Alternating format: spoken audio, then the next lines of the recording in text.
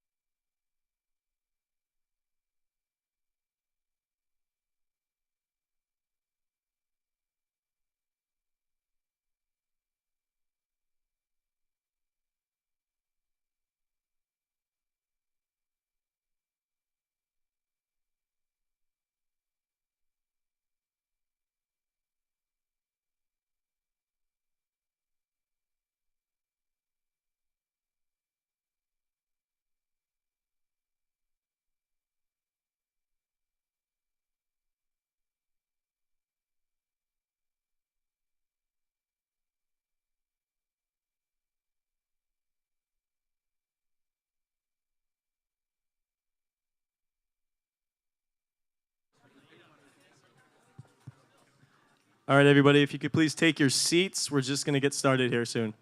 I think there's a lot of traffic, a lot of rain, so some folks trickling in last minute.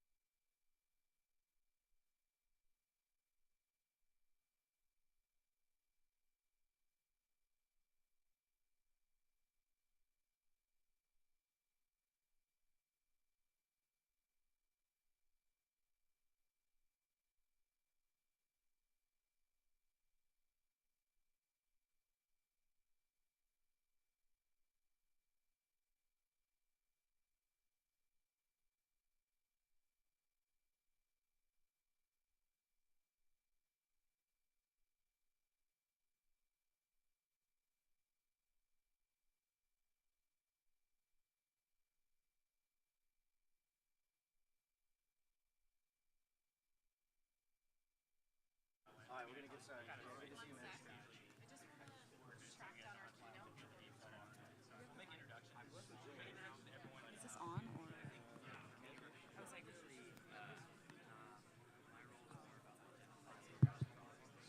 so they can hear you talking. Kino's right here. Oh, there he is. Okay. Are we good to go? Cool.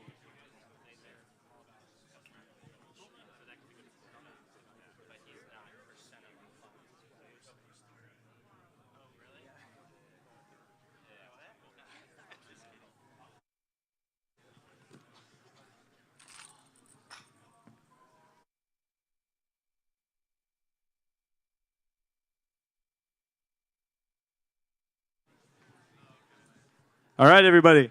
Woo. Turn it down, maybe. It's just 10.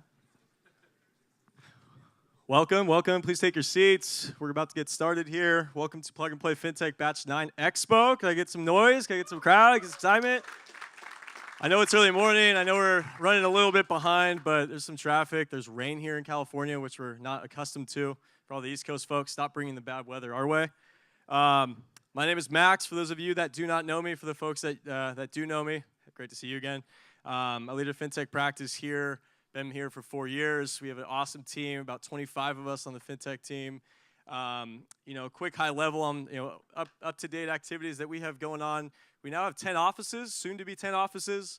Some exciting things over the past couple months that have matriculated into some new partnerships. We're launching Amsterdam in about 2 weeks with ING.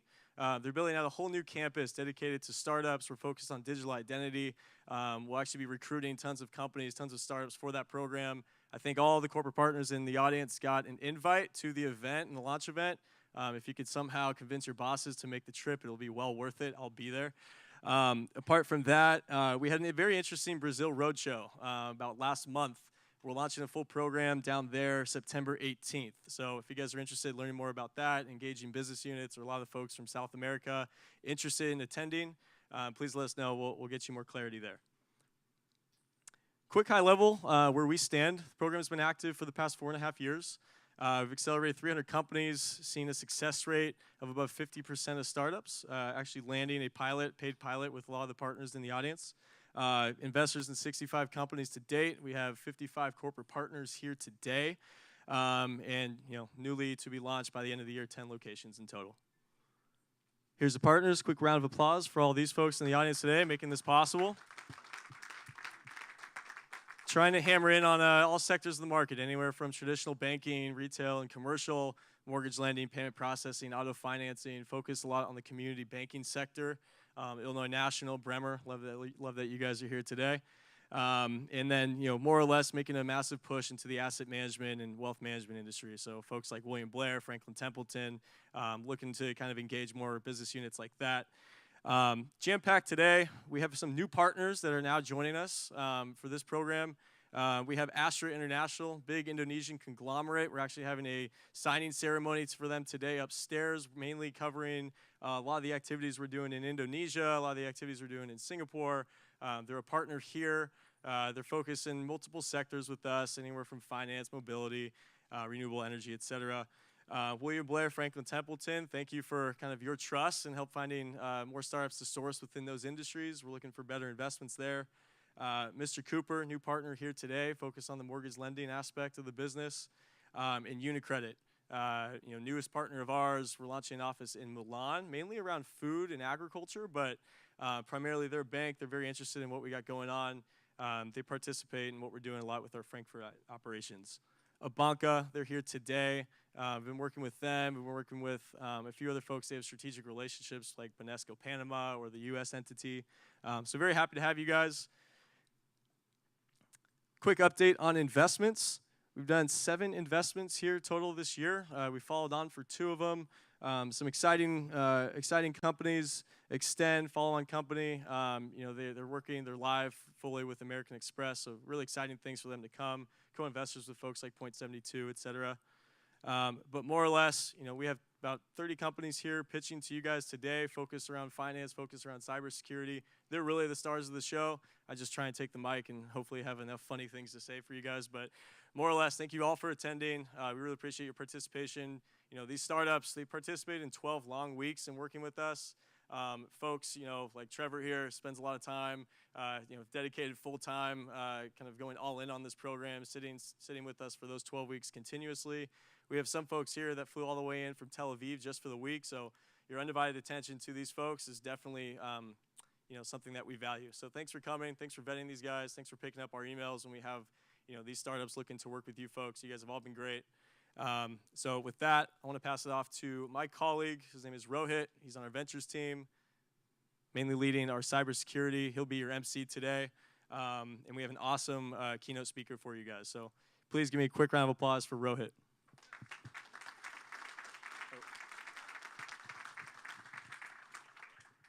Thank you, Max. Good morning, everyone. Excited to welcome you to our 2019 FinTech and Cybersecurity Summit. Who's ready to begin? That's pretty good, but I think we can do better. Once again, who's ready to begin? Awesome. That's what I like to hear. So a few quick housekeeping items before we get started. I know for most of you, you've probably been to one of our events before, but for those of you who haven't, on the back of your badge, you'll find our Wi-Fi code, or our Wi-Fi, which is PNP Events. There's no password acquired. We have an event brochure you can check out as well, and also a QR code at the bottom left-hand corner that you can scan with your camera to get a full set of the agenda with all the startups that are presenting today and some other activities as well. And as Max mentioned, so really the agenda for the first half of today, we'll be starting off with a fantastic keynote presentation from Howard Lindzen. We'll have about 18 of our great fintech and cyber startups presenting to you, followed by a quick kind of break and then set for lunch after that. And so I'd like to introduce, Howard Lindzen, who, in his own words, is a irreverent buzz machine who powers through wall-to-wall meetings. Howard Lindzen is a prolific blogger and serial entrepreneur. He formerly founded StockTwits, kind of like a Twitter for traders. And he's also the founder and general partner at Social Leverage, which is an eclectic seed fund invested in over 100 different startups, including Robinhood and Wag. So please join me in welcoming Howard. Woo!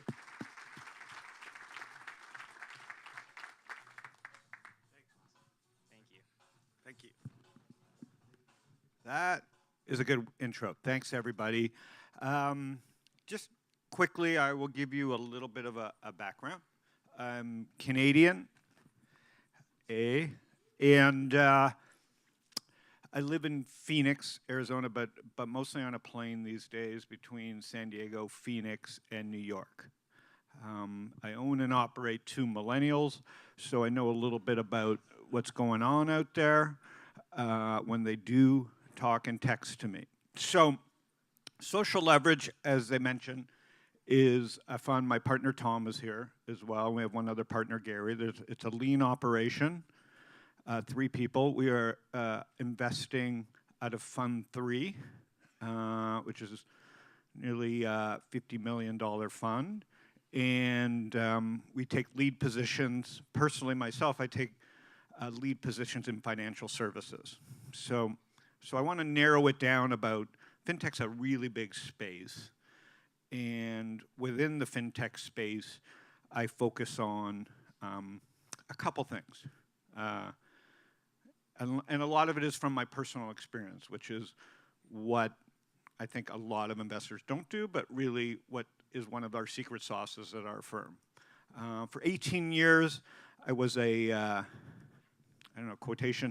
a hedge fund, and didn't have access to a Bloomberg. I was self-taught investor, and didn't have access to great tools.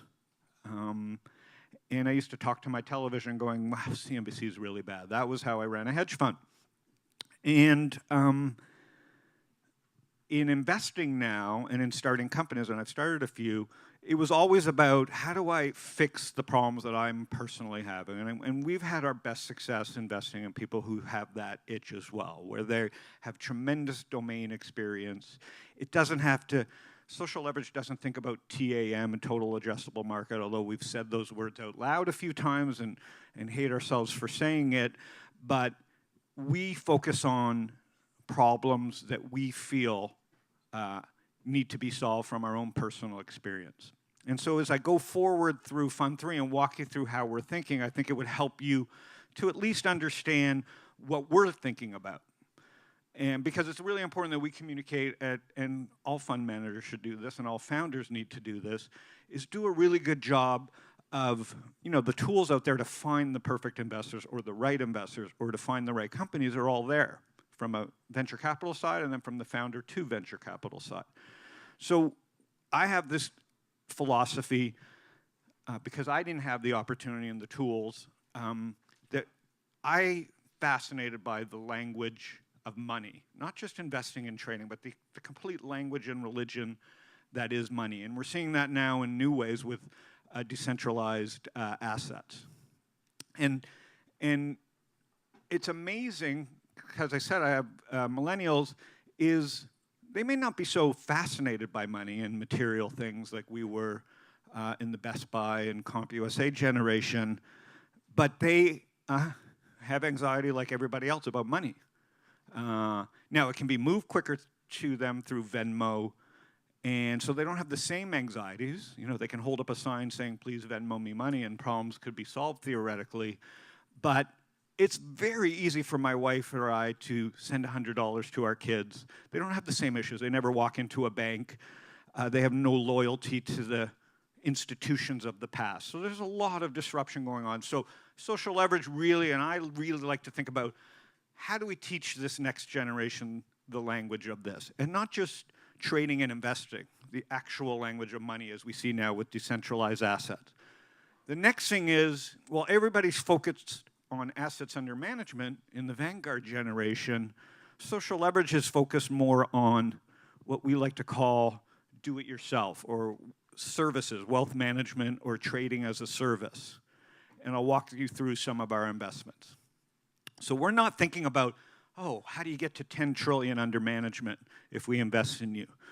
We've seen how the world has changed with Amazon Prime and Netflix. And it's not about assets under management. I think Robinhood proves that with their valuation. And then next, and there's a massive deflationary spiral in assets under management in this push towards zero fees. And maybe it should be, maybe it shouldn't be, but that's the trend. And then finally, we want to be early in this trend, which we call pre-wealth, which is casting a net over assets before even the person who has them knows they have assets. And we're seeing that as companies stay private longer. You know, kids are negotiating for ergonomic rest and big screens and free lunch when they should really understand what their options are worth and how they can get liquidity and buy their home. So something social leverage thinks about is this idea of pre-wealth, and that shaping our investments in Fund 3. So now I'll go through a little bit of history of us. But hopefully that helps you give you a framework for what I'm going to talk about in the companies that we look at. So there I am, great hair that day. So that's why I keep that picture. Our history as a fund, I don't know if you can see it, but Tom and I ourselves have been investing as angels since 2005. We've done over 60 companies, and now we're on Fund 3, investing out of Fund 3. What really got me into the startup world, because I was a hedge fund manager, is in 2006, YouTube came out, and while everybody saw it as cat videos and unlicensed content, I saw it as a platform to recreate CNBC. So I cold emailed Fred Wilson at the time, who's a great venture capitalist in New York, and he had backed Jim Cramer at TheStreet.com, and I said, I'm going to go build CNBC on YouTube with this idea called Wall Strip, and he invested. And he introduced me to a bunch of other investors, and we raised $600,000 in 2006. I think YouTube was like a few months old, and started posting a 3-minute web video show about one stock a day on all the channels, YouTube, blah, blah, blah, Rever at the time, Crackle. And 6 months later, CBS acquired our company. So I went from a hedge fund, never being in a media startup, never having a startup. You know, hedge fund really is a startup, but it wasn't like a startup in the modern sense of the world that we know now, and there were no plug and plays or accelerators or unique ways to invest. Cold called Fred Wilson, raised $600,000, and 6 months later we sold to CBS. It was the first video show ever acquired by a major network. And so I was off, caught the bug. Tom and I started spending the money that we made, writing 25K checks. I said, if I can do this once, we can do it, 3 times. And as luck would have it, 2006 was the era of YouTube, Facebook, Twitter, open APIs. Everybody was friendly. Everybody was looking for growth. Everybody was hopping on each other's backs. Well, we know that didn't last, but it created this incredible big bang of companies, and no one focused on fintech. I mean, I sell my company to CBS, and I'm like, what the hell's going on? Why isn't there a better Bloomberg?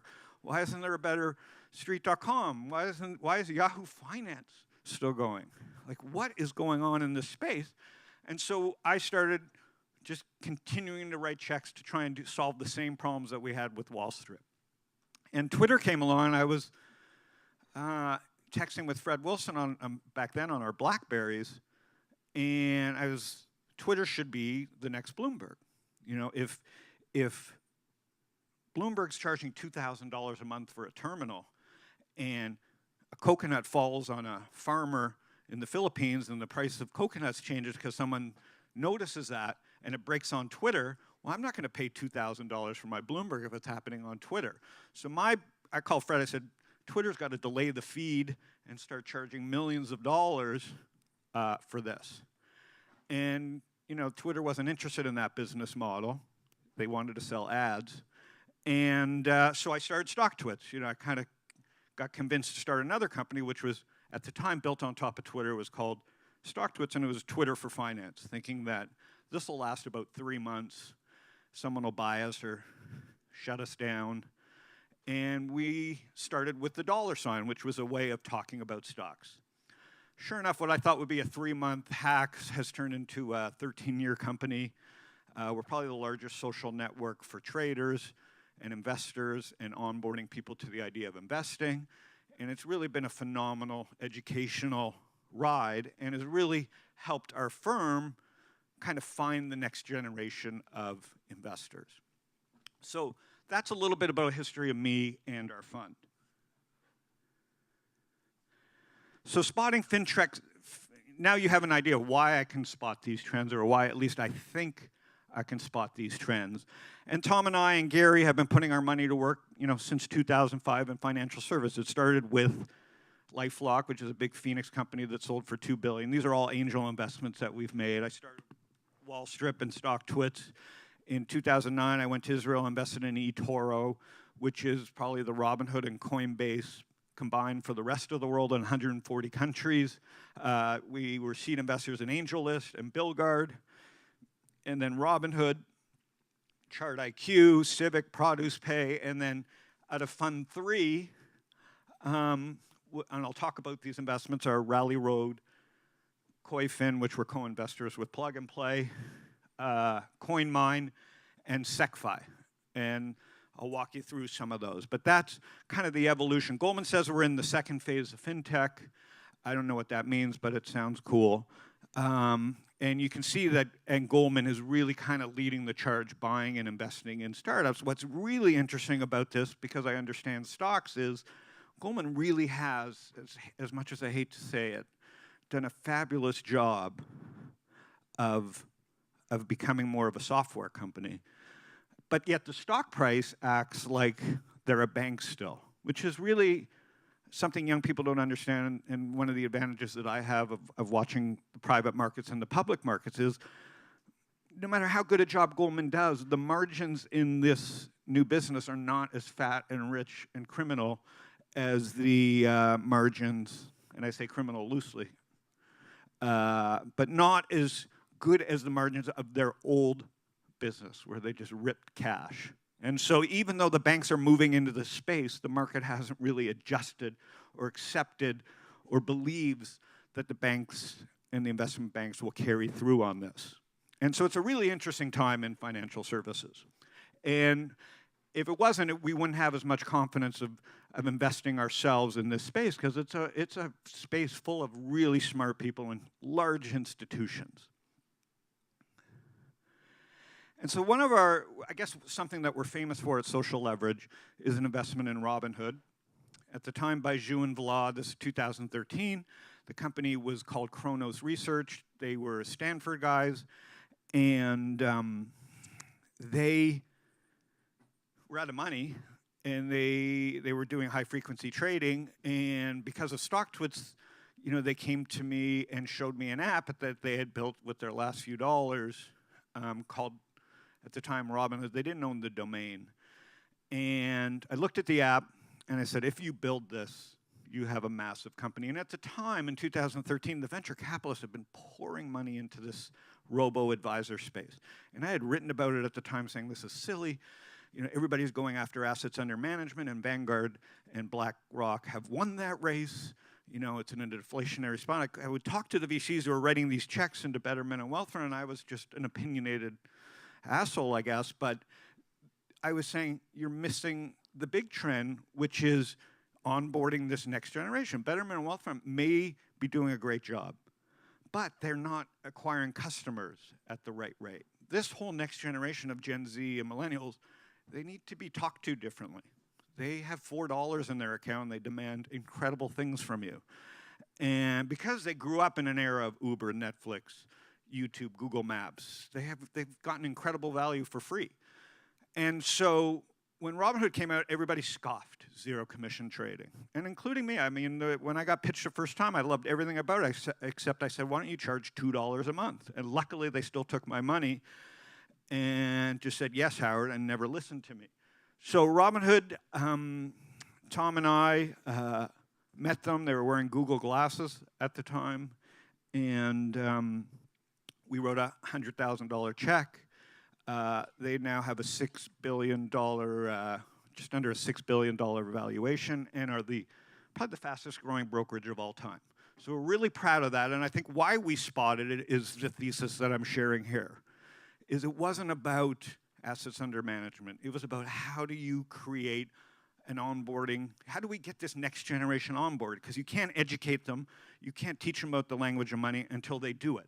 And until Robinhood, we can make fun of it as much as we want, but until you can buy one share of Facebook and change your mind 3 seconds later and not lose $16 on commission, you will never understand why Robinhood is worth $16 billion. And it can be copied, and it is being copied, and those are flattering things to be copied, but that hack, that simple hack, is what allows people to learn. You are not going to trade one share of Facebook pre-earnings if you're $8 in and $8 out before you go. And that little educational hack, whether they understood it or not, is what I believe has created this phenomenon. So Robinhood today, 300 employees, and they're doing some incredible things. They just built the first clearing firm since 2008, maybe. They were built on top of Apex and is growing leaps and bounds and loved by its users. Now, of course, I had a little bit of an inside edge as a founder of StockTwits because I didn't want to build a broker-dealer. Broker-dealers went through this period quickly where they were hated. If you owned a broker-dealer, there was so much headaches and risk and regulation and costs, and so no one was innovating in broker-dealers because it was just a pain in the ass. And Silicon Valley didn't want to do that either because of the work. Everybody was about hacking. You know, we're the era of Uber, which is like, we'll worry about it later. Let them sue us. And in China, gray means go when it relates to the SEC or regulation. In the United States, gray means slow the fuck down and let's think about this because the SEC knocking on your door is real shit. And so what Robinhood did, that hard work for a year where they built out FINRA and SEC and compliance and the stuff that fintech VCs weren't thinking about at the time, was also a moat that, that's the reason there's no Lyft to their Uber at the moment. It's really one of those strange phenomenons where Robinhood executed but also kind of got lucky where the venture capitalists were zigging in the wrong direction. So we're really proud of that because it helped us understand that our thesis was starting to make sense. At StockTwits now, we're fast following. I'm just chairman. I'm not operating. StockTwits, as I said, started as a Twitter for finance, but now is this 1,000-character journal.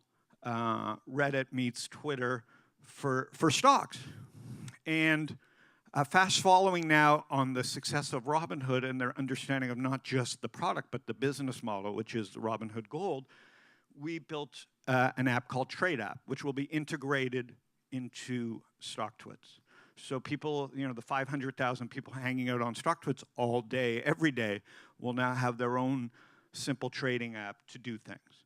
So that is a little bit more of an integrated look at how they do that. What StockTwits always had was this incredible community. And as what I've learned as an investor is communities may be interesting, but they're always going to be undervalued. Because bad behavior is very hard to deal with at scale. So StockTwits, we're really proud of this company, obviously. Been working on it for 13 years, and it's growing faster than it ever grew. We're mainly just US stocks, but thinking about the rest of the world. And it's a very simple product. The app is fantastic. You can try and download it and then sign up for the Trade app, which should launch this summer. So that is more of an integration play where we're thinking about customer acquisition. So now Robinhood has a lot of competitors, but they're going to be faced with acquiring customers because Robinhood does such a good job on their own. Now I'll get to our new investments. This is a really interesting company that solves part of the problem that Tom and I had and Gary, and a lot of problems that executives and employees had at these companies as they stayed private longer through this last boom. And it's called SecFi. It's a pre-wealth advisor, we like to call it. It's based out of Amsterdam, which is one of my favorite cities, so it's fun to have a company based out of Amsterdam. I demand extra board meetings, and it's booming there with Adyen at a $20 billion valuation. It's a really interesting city, and there's going to be a ton of fintech coming out of there as Adyen people leave and as companies like SecFi grow there. And Wouter, the founder, had this problem. You know, he had stock in a fast-growing company, and he wanted to leave after 4 years, and he had an exercise problem. He was like, he didn't have the money to exercise and didn't want to take the risk to exercise, but he could borrow money, which he did, and then the stock plummeted, so he had a nightmare situation where he owed money and had, you know, the loss and tax problem from exercising the shares. So he went about solving this problem, creating a non-recourse loan through a trust to help executives at late-stage companies get liquidity. And it's a really interesting approach. It's a very stealthy company that's growing very fast, but it's a unique niche. And what got us excited was not that, first of all, it's profitable. It's the fastest company that we've ever seen get to profitability. But it wasn't so much the original idea that got us excited. It was that, what I talked about earlier, that ability to cast a net and build trust. So instead of dealing with a Betterment or Wealthfront account of $1,000 or $5,000 or $10,000, which has, you know, no switching costs if a customer is unhappy, SecFi is dealing with customers that might have $1 to $5 million or $50,000 to $250,000. And he's created magic for them. The company's created magic for them and has built trust at a really important level. So there's so many other services that a SecFi customer can use and can be built for. So that is something that we're looking for, unique ideas at this pre-wealth stage. The next company is in Fund 3 is a company called Rally Road. Has anybody heard of this app? Okay. I'm trying to explain it simply. They call it an alternative asset investing made simple.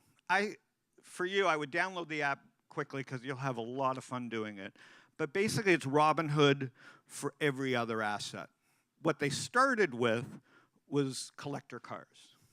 And what they did that's similar to Robinhood in a way is they, instead of doing it on the blockchain, or instead of just trying to do it illegally, they went through the SEC and learned the process, and they actually do an IPO for the car and then do fractional ownership of the car.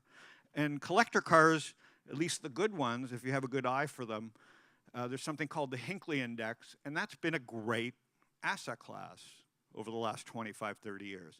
And if we look at the demographics and the fact that car ownership might go down and there may be less even cars on the road, collector cars really could appreciate even more than they have in the past, especially as this next generation gets comfortable buying shares and stock and fractional ownership of real estate, and sharing economy. So we got really excited about this team. The thing that we're learning about fintech in 2019 is it's not just about a great app anymore, because the world is crowded. There's a lot of great apps. There's a lot of smart entrepreneurs, a lot of great engineers, a lot of great designers, fast following, thinking about these ideas much quicker, learning about the SEC and FINRA now, taking the harder steps. So you have to also be good at the other aspects. You know, you have to be great at marketing. And so what Rally Road had done, they tested a pop-up store in Soho, and this is a tribute to the team, and now they've taken a store in Soho and built the app in a store, meaning they put one of their $400,000 to $600,000 cars that they've acquired, and now they have a global audience walking through Soho and learning about the app. And it's different than just buying Facebook ads or Instagram ads. There's that experience and trust level that's built out. So what we're seeing from fintech companies now is this movement from just online to being brands, you know, to have retail locations, but not in the retail locations like Schwab or E-Trade have. Really cool places to learn about different aspects of money and assets. So that's Rally Road. We invested as a seed. The store is on Lafayette in Soho. They've raised an A from Upfront Ventures, and SecFi as well. We were a seed, and they just raised a large A round as well. Next is Koifin, which we share with Plug and Play. And the thesis on Koifin was great. We got 30 million new people trading from eToro, Coinbase, Robinhood, let's say, not counting all the incumbent brokers, because they've built these tools themselves over the last 20 years. But you have these 30 million new people that have either gonna, and Gatsby, that there's all these new StockTwits coming on the market, where we're giving kids the tools to blow themselves up or learn the market or make money. But then they don't, so they know how to buy and sell, and they know how to use a mobile app, but they have no tools. This goes back to my earlier problems with why I started Wallstrip and StockTwits. Even in 2019, Yahoo Finance was a place that people go, it's terrible. And I say that with love because there's good people there, but the product's terrible. The world doesn't need Yahoo Finance in 2018. They don't need ads. They need data, they need visualization, and they need freemium. It's not going to work. And so, surprisingly, the incumbents have continued, NASDAQ, CapIQ. Their mistakes, I believe, is they continue, and it's not in their stock price today, is they continue to hoard. They continue to build higher walls around their data.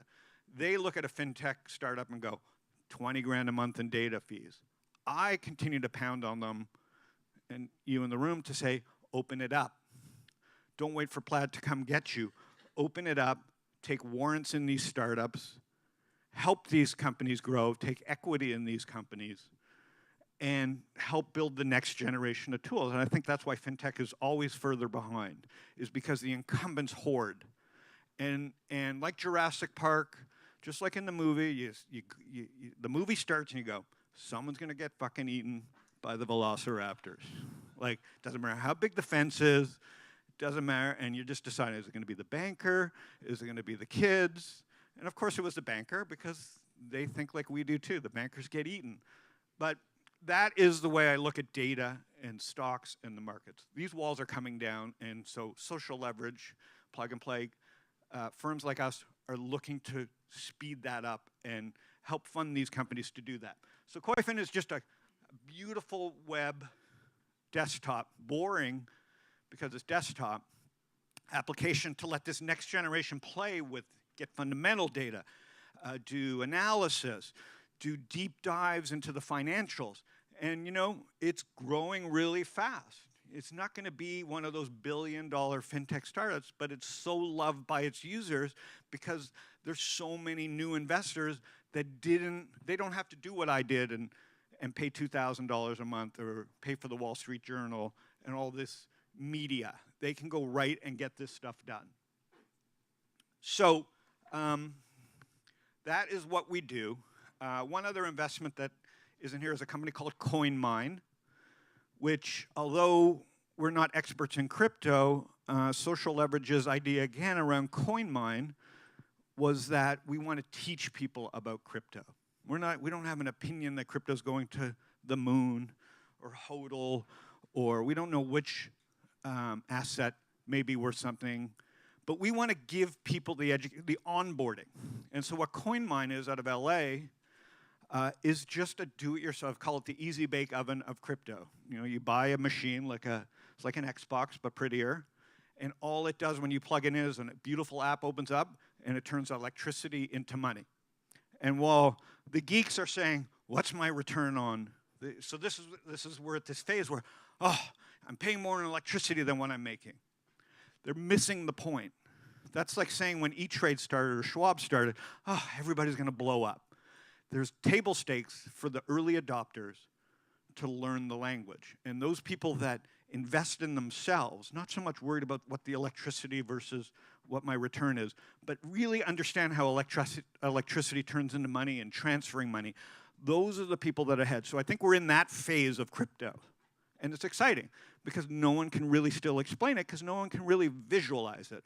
So that is another investment in Fund 3. So I hope that gives you a kind of a feel for what social leverage is looking for and where we think the next kind of unicorns or multi-billion-dollar ideas are coming from. And these were all seed stage, pre-revenue startups when we invested.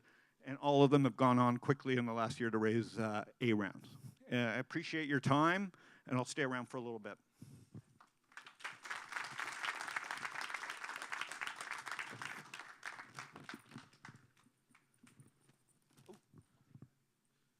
Thank you.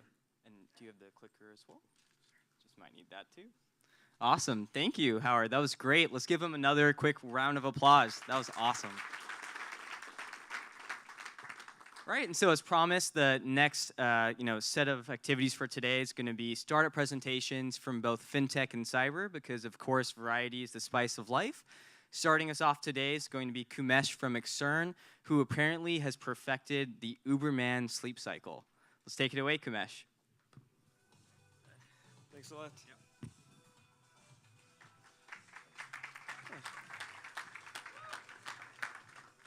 Hey guys, I'm Kumesh Arumagan. I'm the co-founder and CEO of Exern.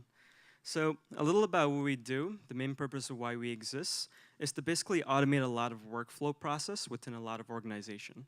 So all the manual repetitive tasks that a lot of people are doing within companies, we kind of want to use AI and technology to automate that entire workflow. And then on top of that, we want to basically identify anomalies, risk, and help them make better decisions much faster. And I'll go into some examples as well. A little about us, we started about 5 years ago, and we raised over $4 million so far, and we were one of the Forbes 30 under 30 company for enterprise tech last year as well.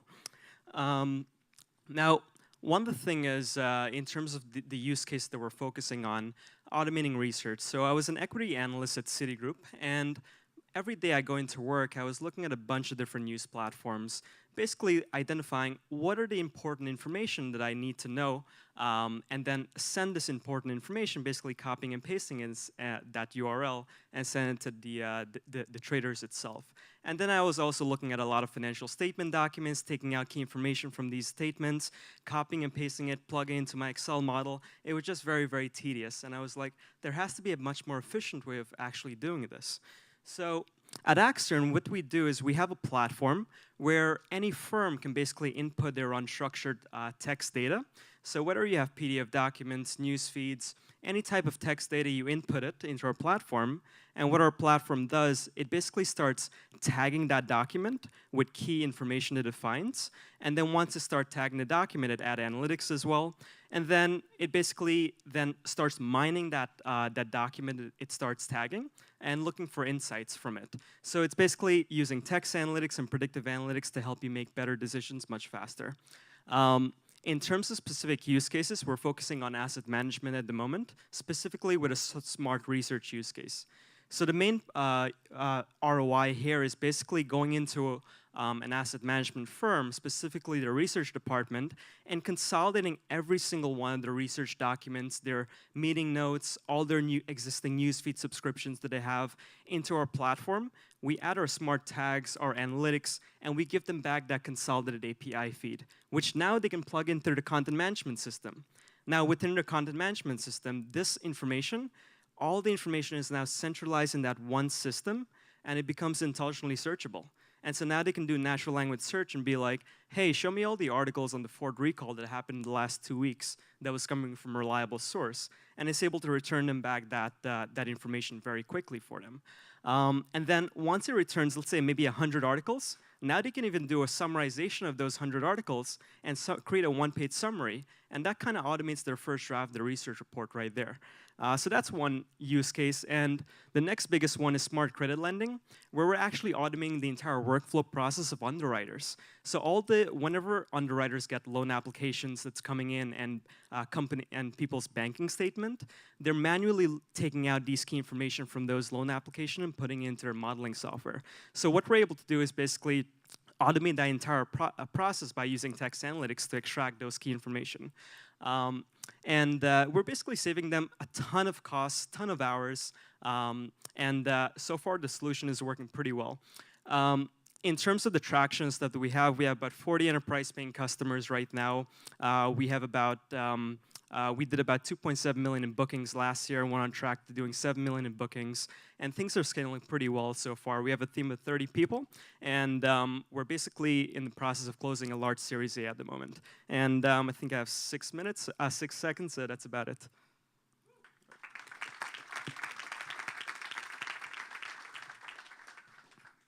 Great job. Thank you, Kamesh. And next up, we're going to have Casey from Prometheum.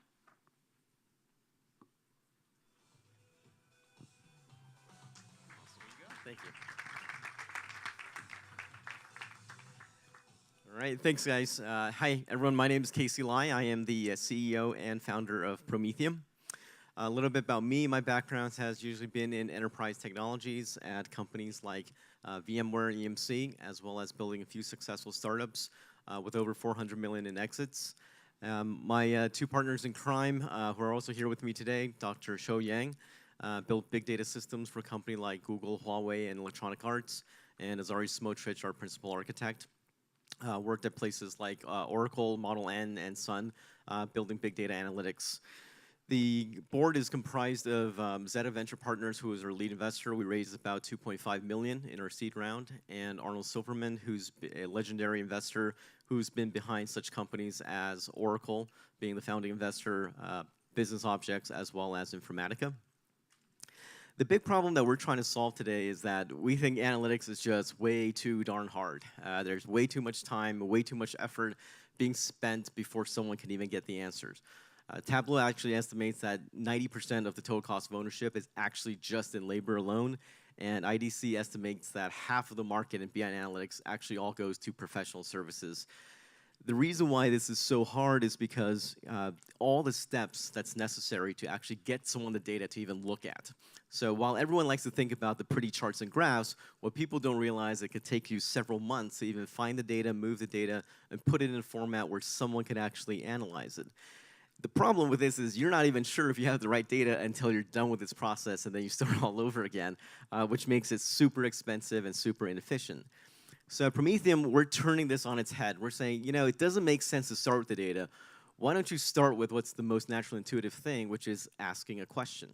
Why don't you start with the question, and then we'll do all the hard and gnarly part of figuring out what data you need to actually construct all that, put it together, and then you can just validate the data by running the query and checking out using your existing BI tool.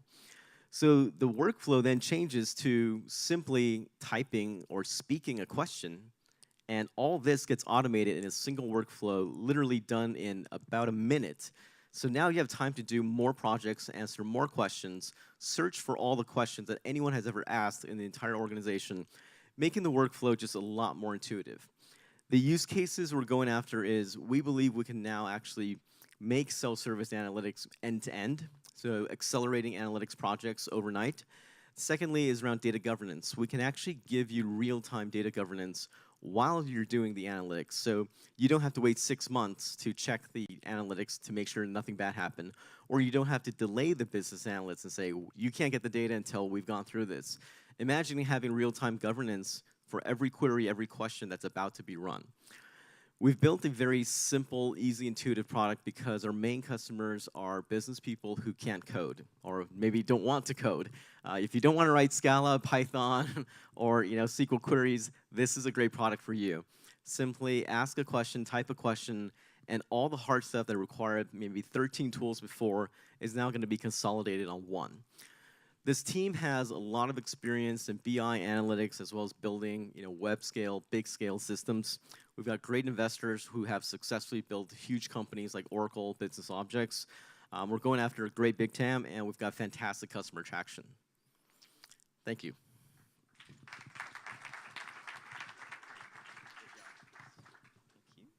Awesome. And up next, we're going to have Paulo from Sirecon, who previously was an officer in the U.S. Army.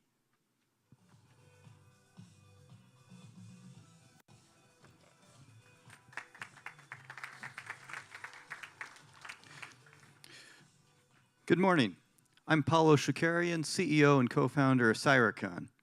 As Rohit said, I used to be an officer in the Army, and while I was in that position, after spending time tracking terrorists and insurgents, I came across a new type of artificial intelligence that would allow us to predict what terrorists and insurgents would do in the future. So I left the intelligence world and the military, and I focused on this type of AI for the last decade. And Cyricon's all about applying this to cybersecurity to get ahead of hackers.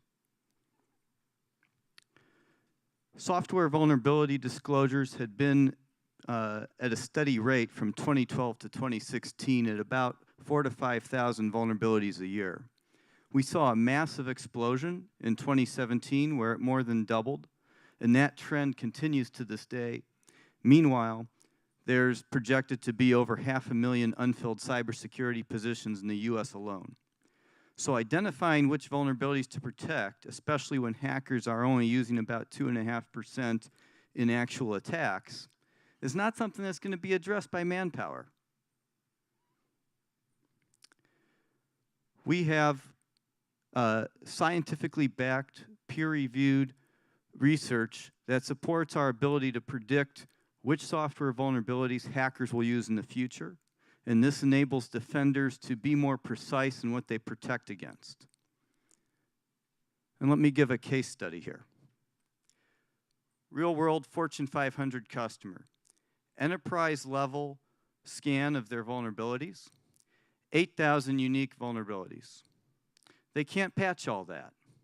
Using current methods of prioritizing vulnerabilities from the National Institute of Standards, it tells them 2,800 out of the 8,000 are high or critical. Still nowhere near enough triage for them to do anything about it. And what's worse is it's no better than random guess. Multiple studies have shown this. Our solution, same scenario, told them 128 most important software vulnerabilities in terms of what the hackers are actually targeting. And our peer-reviewed studies have shown this is a 20-fold improvement over anything else out there. In this case, when you look at the rank-ordered list, 4 of the top 6 vulnerabilities were used in actual attacks within 30 days after the customer engagement. And this customer would have expected only 3 to 5 vulnerabilities to be used by hackers within a month. So it was spot-on accurate in this case. Web-based user interface allows to not only see the ranking information, but the information from the hacker community that went to support that assessment by the algorithm. And because of this level of transparency, we actually have customers who've presented this to their board in order to push the issue on which vulnerabilities to patch and force IT to do the right thing. Compared to vulnerability announcements from the major vendors, they're typically behind because they're not taking an approach that's based on the threat or in any way predictive. Here we see a vulnerability that Microsoft assessed as less likely to be exploited that went on to account for 37% of malware downloads in 2018. At the same time, our system automatically identified information about this vulnerability and assessed it as being 20 times more likely to be exploited than normal. We have a no-touch POC that takes about a day, requires very little paperwork, and will show value to your company right away. We're already engaged in this with multiple companies, and we have several partners to make procurement easy. I'm Paulo Shakarian, CEO and co-founder of Cyricon. Be in the know now. Thank you.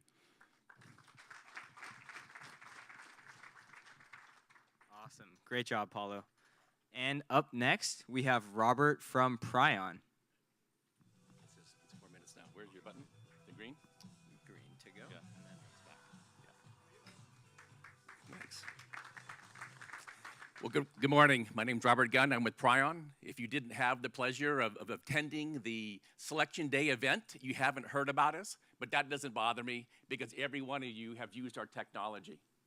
Our technology was the basis for the Amazon Alexa. Our team got together. Jeff Bezos bought us in 2011. We decided to finish our dream by pulling together AI scientists out of IBM, and now we are set to empower the enterprise employee. Our platform itself has 4 key components to it. It has a natural language in terms of access to information. It does automated workflows and then providing decision support. And as you've heard earlier, the challenge with AI is getting it installed. So we have automated the process in terms of how the integration and how the install process goes. A year ago when we started this venture itself, looking at an enterprise assistant, we got a lot of funny looks in terms of, really, is this needed? But now the industry is figuring out that 35% of the employee's time is wasted, and compliance is becoming a much bigger problem.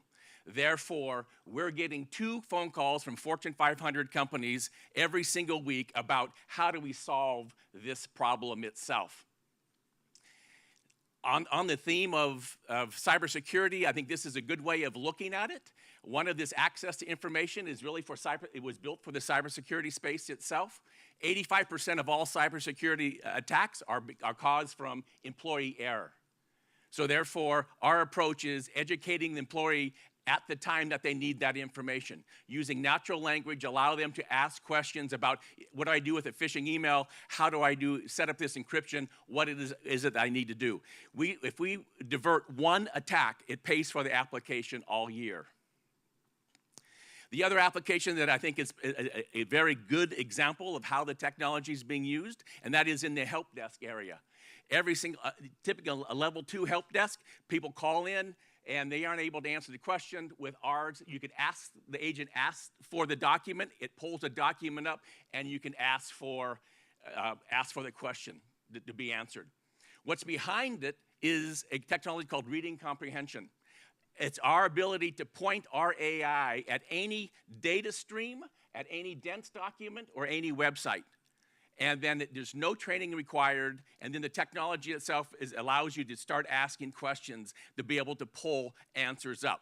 What I really should have done is showed you a use case on how it's used for regulatory compliance, changes in documents, so that you can see from a financial standpoint, instead of having a team of people reading them, our technology itself will do the compare and give you those answers. So with this, back on the enterprise, access to knowledge is our first step. Second is followed by the assisted workflows, and then it ends with decision support. That's the platform that we're installing. But I want to take 1 minute to take you through one other use case, because of the fact that I heard about it already this morning. Why is it that there's no loyalty? We already heard there's no loyalty. Why is it that the banking industry itself is still using statements and portfolios that were invented in 1922? When there's technology out there that allows you to create that user experience that the millennials are looking for. Therefore, with this technology, we could drive a clear, relevant, and anticipated type response based on what their statement looks like. It has natural language so that you could ask portfolio-wide, you could ask what's taking place in your portfolio, ask whatever questions. It does voice response and AI navigation, eliminating the call center cost itself in terms of those calls. It's delivered through any platform, any way that you're typically delivering it today. And I think we clearly see it as a way of transforming your business. It generates a positive ROI from the very, very beginning. It creates the consumer experience that you're looking for, and it provides an upsell. So the question I have for the audience, why aren't we in a discussion? Thank you. Awesome. Thank you, Robert. And up next, we have Salim from Seclytics, who must be some kind of robot because he doesn't like tea or coffee. Thanks. You got it. Good morning. Good morning. All right. So my name is Salim Scafuto. I'm the Chief Product Officer with a company called Seclytics. We're based out of San Diego. We have a number of customers who have thoroughly vetted the integrity and the value of our value proposition, our product line. We have an experience level that's coming from companies that have made the cybersecurity industry well known. We're a Series Seed company based out of San Diego, raised about $1.6 million in venture to in seed round to date. And second half of this year, we plan to raise our Series A. So when we're looking at cybersecurity, and a company like us who is focused on cyber security, the prevention and prediction and prevention, you have two constants. Adversaries are attacking right now with impunity, and analysts are all buried under alerts. And most of the solutions today are piling onto those alerts and saying, no, if only you had more alerts, then you'd have less alerts. And focusing on the attack, the incident response cycle so late in the game that they're essentially just organizing and cleaning up the mess. Frankly, that's not good enough. So we asked ourselves, well, how could we actually fix that problem? What would they need to know? Well, they would need to know who's actually targeting them, when an adversary will strike, and actually where those attacks originate. When we're looking at the way in which companies have invested their time and treasure, the results have been highly mixed. There's been some success on prevention, some success on detect and response. Automation and orchestration has largely focused on so late in the game, again, that it's not really helping to uncover the poor analysts from all these alerts. So our position is to use science to predict where attacks will actually originate. We can do this 51 days before the attack actually strikes the organization at over 97% accuracy and with a false positive rate of less than 0.1%. Now, when you can do that, you can prevent attacks before they strike. You don't have to rely upon recommendations and scoring models that help you to just apply probability modeling, but you can actually do something about it. Now, the way we actually apply that science to predict the future is we actively hunt in the wild, automatically, downloading all the changes that happen on the internet every single day. And then we apply our scientific model where we're actually extracting the key features, the key changes, if you will, of what's happened that day. We cluster all the things that are like, we label them, and we have predictions, and we update our customers with those predictions, both to implement into their SIMs, into their detect and response models, so that way they have the highest value, actionable pivots that their team can take, but also for prevention, being able to inject this directly into the firewalls and into their other edge devices, on premises and in cloud. When we're doing that, we want to make sure that it's actually deployable. We're a fully SaaS-based platform that integrates with some of the cloud vendors you see over there on the right, such as Palo Alto Networks, Amazon, Google and Azure, as well as Carbon Black and some of our other partners. Essentially, again, you're talking about us providing you with the ability to find where an attack will come from pre-crime, be able to identify, because we have continuous monitoring, when that becomes active, have all the associated key things, key IOCs to look for, and then for all the legacy attacks, you have the ability to benefit from 160 different aggregated threat intelligence feeds that gives you broad coverage. Thank you very much.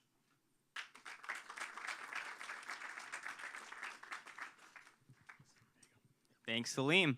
And up next, we have Majd from Status Money, who used to be a competitive sprinter nicknamed the Sloth. Thank you. True story. I have some bad news. You're making less money than your colleagues. And your bank is charging you a higher interest rate than people like you. And you're probably spending more than your neighbors who make a similar amount of money. But none of us know these facts, even though they're true for many of us, because it's still a taboo to talk about money and share financial information with each other. And we end up earning less, spending more, saving less, and millions of people are facing this problem today, wasting billions of dollars in wasteful spending as well as reduced savings. That's the problem that we wanted to address at Status Money. Status is the first hybrid budgeting app and social network. It harnesses the knowledge of the crowd to enable everybody to make smarter financial decisions. It enables everybody to track their finances and see how they compare with their peer groups. We'll talk more about that. It uses the data to make intelligent recommendations and provide users with cash incentives to improve. And it enables people to talk about money without having to reveal their identity to one another. This is how it works. People create a free account, and they link up their credit report as well as their various financial accounts. We use that information to match them up with people that are similar to them across age, income, location, credit score, and others, and show them how their finances compare. Our algorithms then get to work looking at their information and making recommendations for other financial products and services that can help them save money. And in many cases, users can earn cash rewards by taking advantage of those offers. That could be $20 for refinancing a high interest rate loan. It could be even up to $100 we had recently for opening up a high yield savings account. And starting next month, our users are going to be able to chat and communicate with each other through the app so they could share knowledge, ask questions, get answers, and really share any kind of financial information without having to reveal their identity. Our peer comparisons are based on a data panel that we've created in partnership with financial institutions. This gives us the ability to look into the finances of a 5% random sample of the entire United States. So that's about 18 million people. It enables us to drill down into every aspect of their finances, including spending, income, assets, debts, interest rates, by product type and category. We created proprietary technology that ingests all this data and presents proactive insights, alerts, and recommendations in natural language so that everybody can understand where they're doing well and how they could improve. And it's the same technology that powers our marketplace and our ability to deliver targeted advertising. Our advertising is ranked using a machine learning algorithm. It's delivered within our app, within our email channel, within our Chrome extension, and soon within our social feed. These capabilities actually make us a digital marketing platform that is more competitive than anyone that actually exists for financial products. Even Google and Facebook don't have information on verified identity, income, credit score, and really the information that you need to deliver a verified offer of credit. And that enables us to compete for a $36 billion revenue pool that will be expanding to an $80 billion digital marketing revenue pool in the United States with the launch of targeted advertising in our social feed. We provide consumers and advertisers unique capabilities that provide a win-win for both parties. And we've got more partners that are coming, but we've got about 120 top banks and insurance companies as our partners. We're going to reach 500,000 new users by the end of this year and generate $2 million in revenue. We believe that when people cooperate, everybody wins. If you'd like to talk about partnerships and ways that we could work together, we'll be at the table upstairs all day. Thank you. Great job. Awesome. And up next, we have Yossi from Sepio Systems.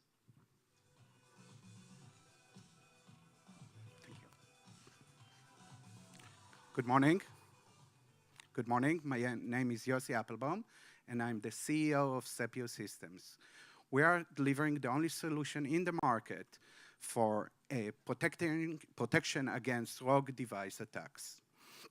As founders, we are working together for almost 28 years.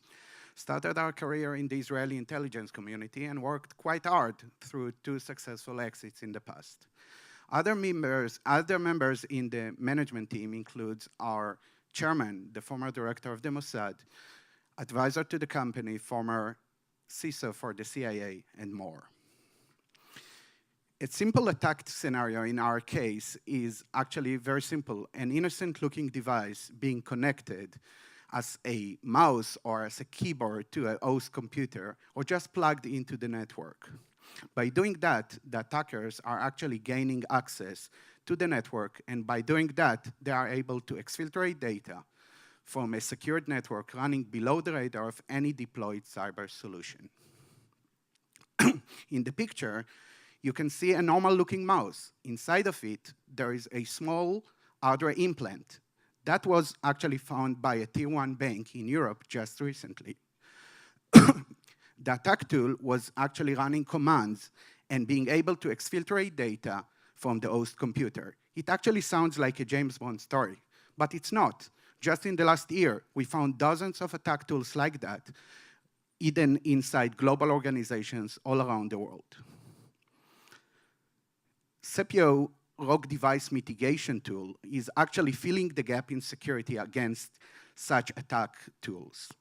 While all other cybersecurity companies are focused and doing the right thing by focusing on securing the applications and the data, we are actually focused on securing the physical layer, the bottom layer. By doing that, we prevent access to these secured applications. Our RDM software tool is actually fingerprints in real time, all connected devices. And by doing that, we are being able to detect any anomaly on the physical layer and alert and block any attack attempt.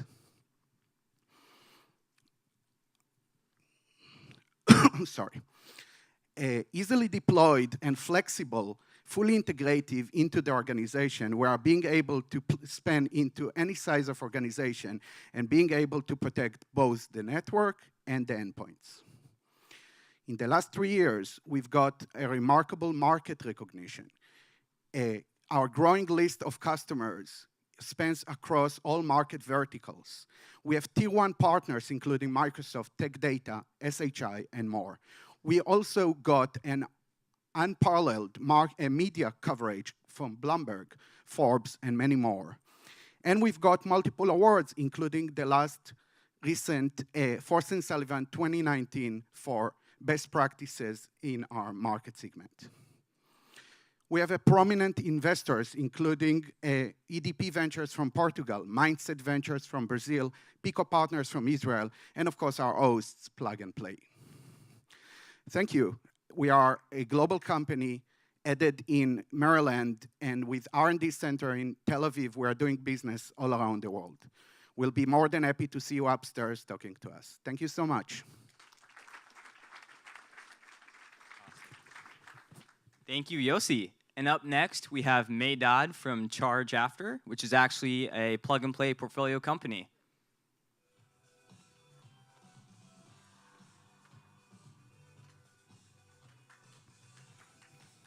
Hello, my name is Maydad and I'm the CEO of Charge After.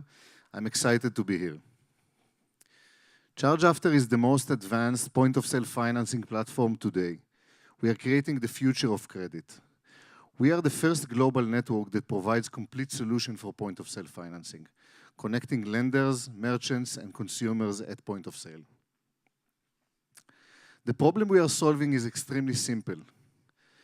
The consumers are requiring financing solutions at point of sale in order to increase their purchasing power, and the existing solutions are simply insufficient.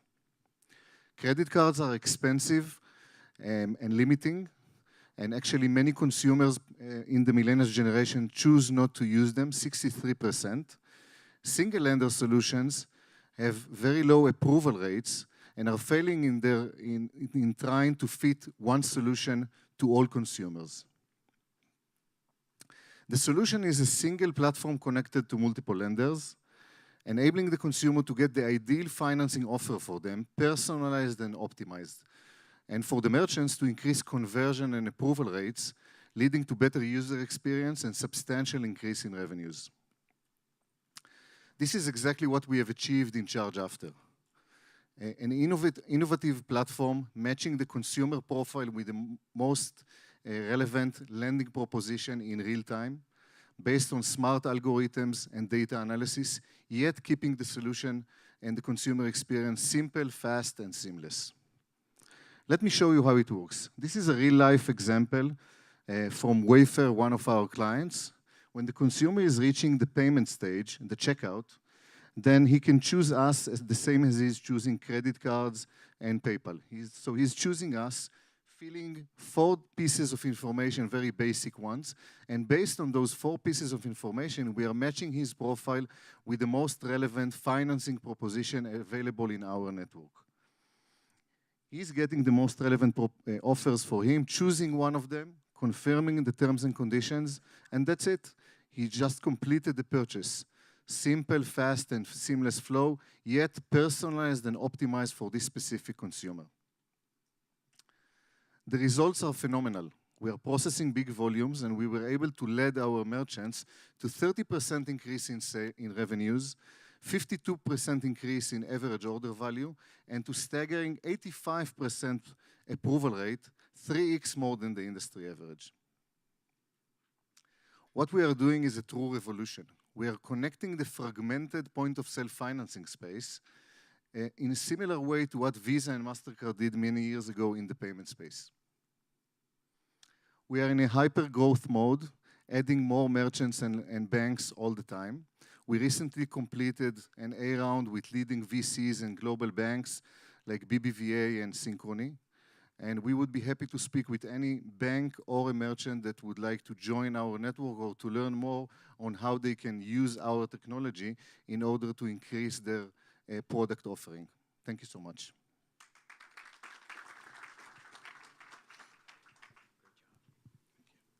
Awesome. Now, everyone, we have one more startup for you before we take a 5-minute break. And please welcome to the stage Lebin from Arica Bay.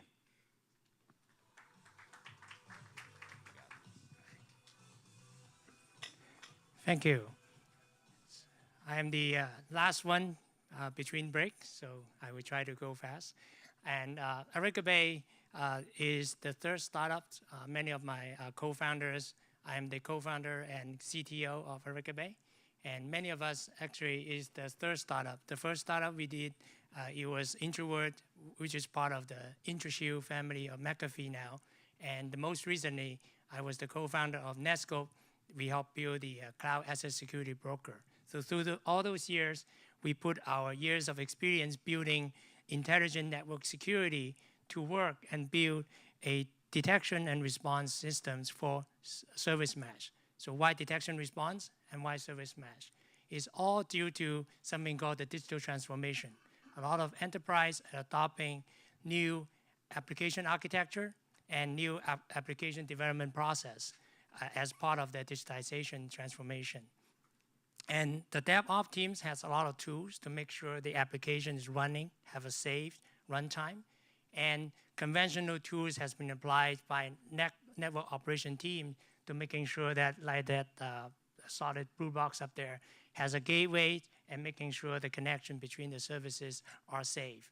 However, as most of this orange arrow has shown, a lot of data actually being served through APIs, and the services are connecting through APIs. And those APIs are actually the soft belly of a lot of the existing services.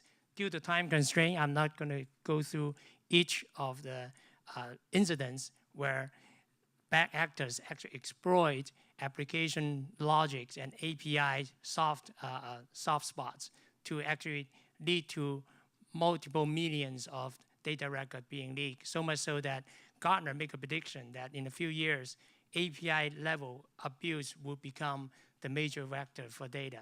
And as we talked to a lot of CISOs, their major concern is data leakage.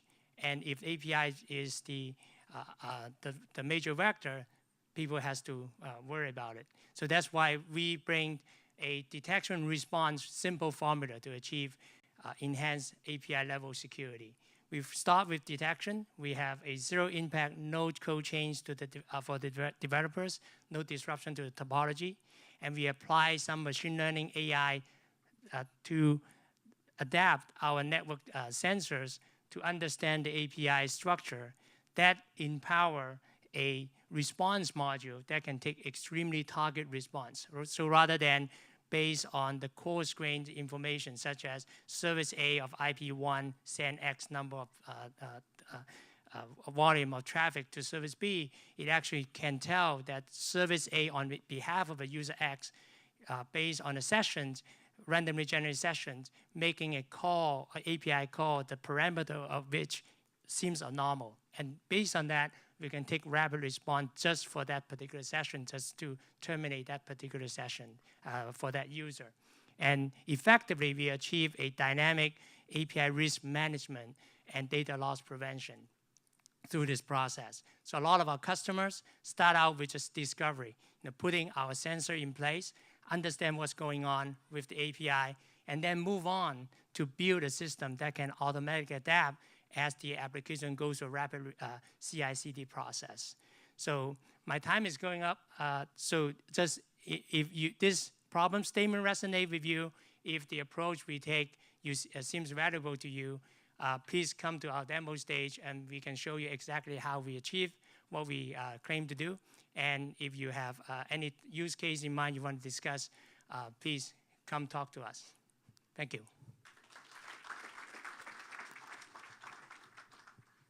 Thank you, Levin. All right, everyone. So we'll be taking a quick kind of 5-minute break. But before we do, just a quick reminder to our corporate partners to please use the link on the back of your, what this is called, your flyer, your hander, for the ability to vote. You can also use the QR code that's on the bottom left side. You take a picture, it'll put up a Safari link to do that. But yeah, so please, about 5 minutes or so, and we'll get right back up with 9 more awesome startups. Thank you.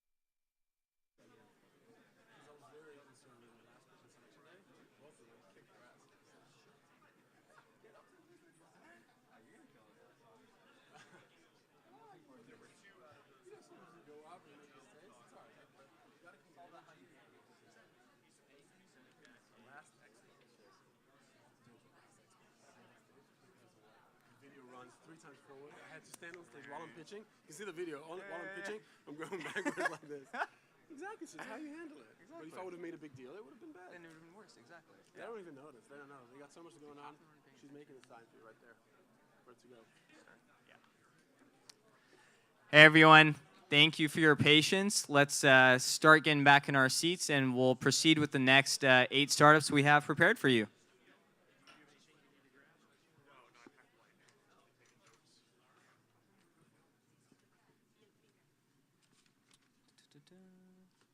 Gabrielle? Yeah, hi. Pleasure to meet you. Hey, how are you? So I'll just introduce you really quickly. Use the clicker here, timer right there. Okay. And you can just stay on this side of the stage. On the right side? On the right side, yeah. Okay. Thank you, everyone. And up next, we have Gabrielle from Everlands.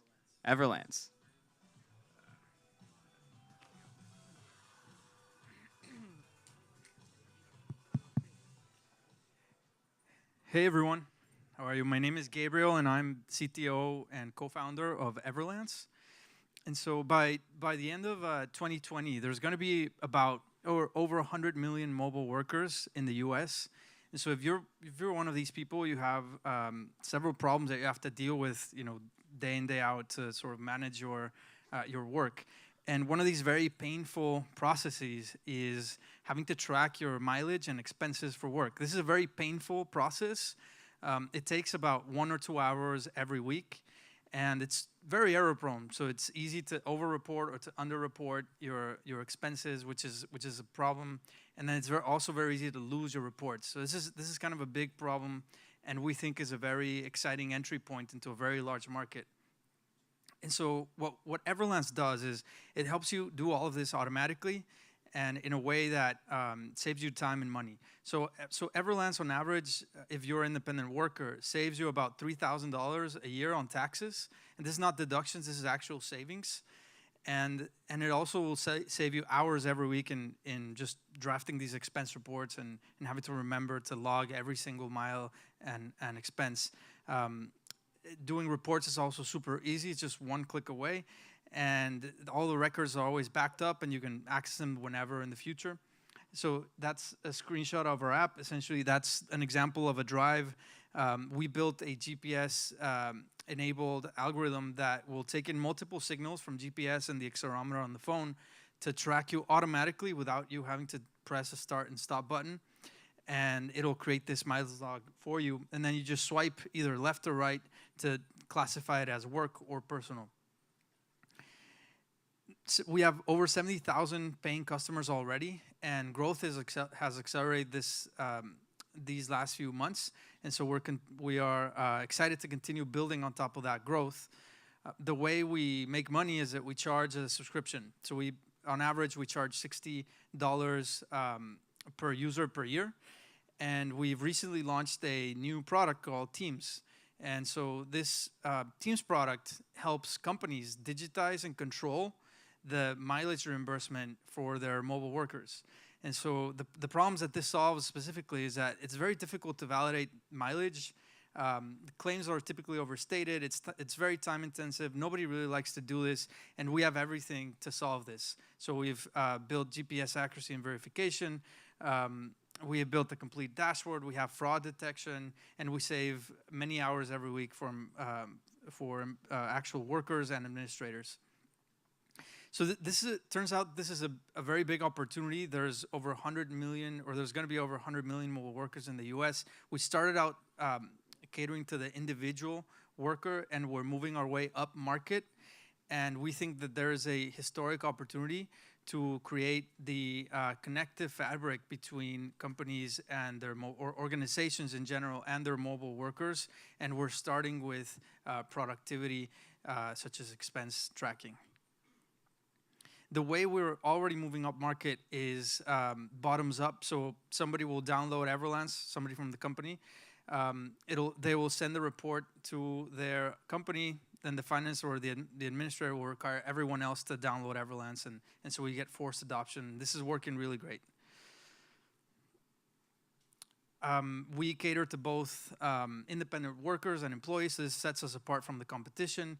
We have world-class experience in the team, and we are experts in location and infrastructure. We have a track record of high growth and capital efficiency. So with 2.6 million raised, we're already over 70,000 paying subscribers and have an ARR of over 4. And these are some of our investors, Bloomberg, people like Jerry Yang, Andy Ratcliffe, and we're looking to accelerate growth. And so we're raising 7 million. So if you're interested, we're also looking for partners to work with. I'd be happy to chat. Thank you. Thank you, Gabrielle. And up next, we have Ben from NS Knox, who once modeled on a catwalk for Walmart as a child. Here you go, Ben. Just want to thank my marketing team for remembering that little tidbit of information. So I'm Ben Verrill, I'm with NS Knox. I'm here to talk to you about Transaction Authority, our solution for protecting organizations from fraud in their corporate payment systems. Real quick about us, we're a fintech security company backed by Microsoft, founded by Alan Cohen. So for you security folks out there, you might recognize him as also being the founder of CyberArk, a multi-billion-dollar cybersecurity company in the privileged access management space. So here to talk to you about fraud. I think everybody here is aware that people are out there wanting to steal your money. But from a business perspective, how bad is it? Well, the Association for Finance Professionals' most recent report said that last year, 4 out of 5 companies in the US were affected by payments fraud, 82%. The number's huge. And the majority of these types of fraud took the form of social engineering scams. So think business email compromise.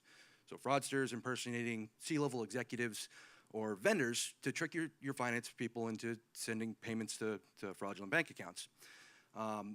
Perfect example of that, the last slide, I didn't go over it, but that's Evaldis Rimasauskas, somebody you might recognize as using an elaborate phishing scheme to impersonate a vendor to trick Facebook and Google out of almost $120 million. It's a lot of money. But that's not even the half of it. So the FBI, in a report last year on BECs, said that they've cost organizations almost $12.5 billion globally over the last few years. $5 billion here, and that those losses are starting to double year over year. So they're very efficient forms of fraud, and they're very lucrative. Now, why are they so effective? There's a couple of things. So companies are heavily reliant on cybersecurity solutions to protect their data centers. You have to be. You're constantly under attack. But the problem here is that the majority of these solutions are geared toward protecting your data, protecting your identities, but very little is actually done to protect the lifeblood of your company itself, the money. So what that means is that you have to fall back on your internal accounting controls.